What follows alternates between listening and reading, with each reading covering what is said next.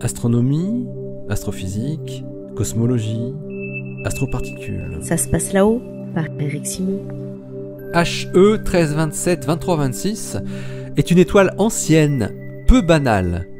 Cette étoile de deuxième génération possède beaucoup de zinc.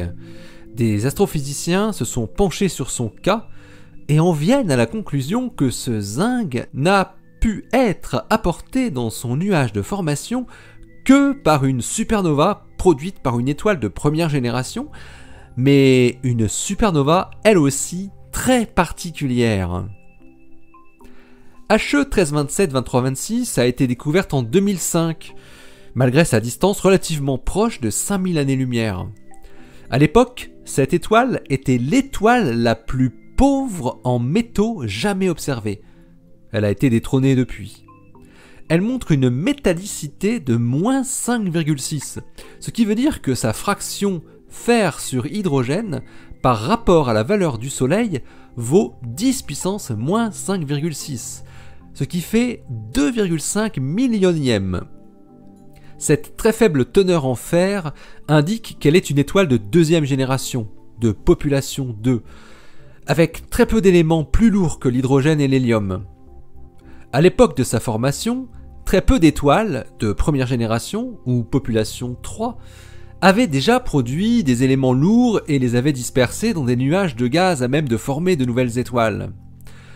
Alors que les étoiles de première génération étaient très massives et avaient donc une durée de vie très faible d'à peine 10 millions d'années, avant d'exploser en supernova et de former des trous noirs, les étoiles de deuxième génération étaient beaucoup moins massives et peuvent encore exister aujourd'hui, à l'image de HE 1327-2326.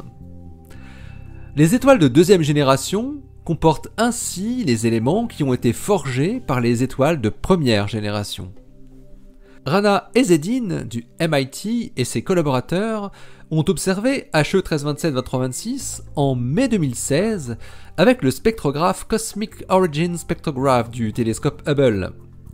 Il leur a permis de quantifier les très faibles traces d'éléments plus lourds que l'hélium présents dans l'étoile grâce à leur raie d'absorption dans le domaine des ultraviolets, comme le silicium, le phosphore, le zinc ou le fer.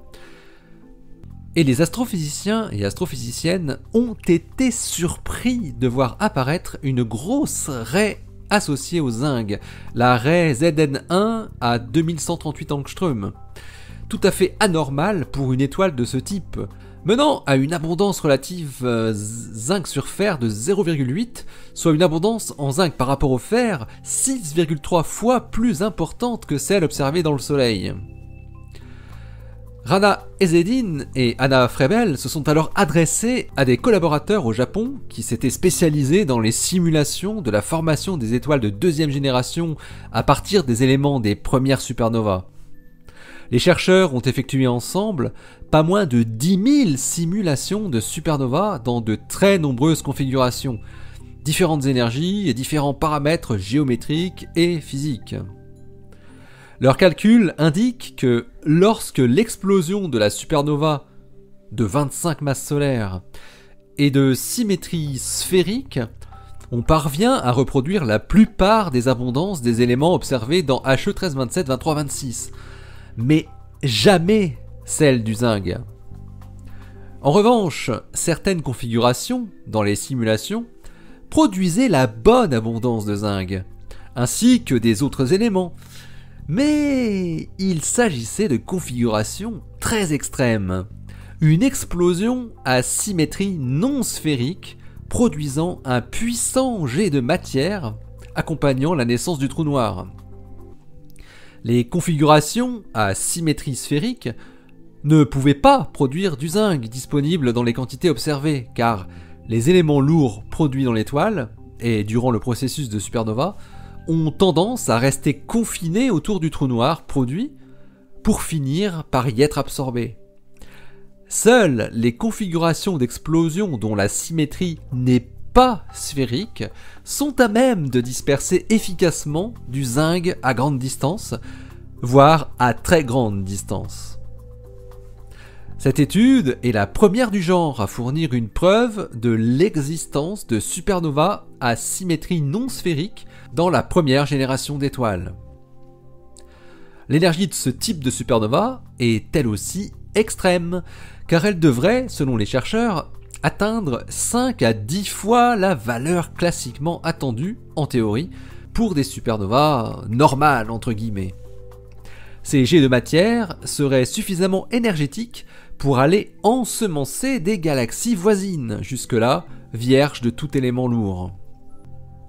Une telle forme de supernova a aussi des implications sur la période qu'on appelle la réionisation de l'univers, une époque cosmique au cours de laquelle l'hydrogène du milieu intergalactique a été à nouveau ionisé, après 500 millions d'années sous forme neutre.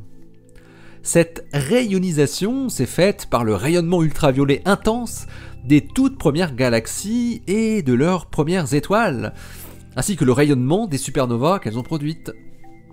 On pensait jusque-là que les explosions de supernovas de ces premières étoiles n'étaient pas assez énergétiques pour participer majoritairement à la réionisation du milieu.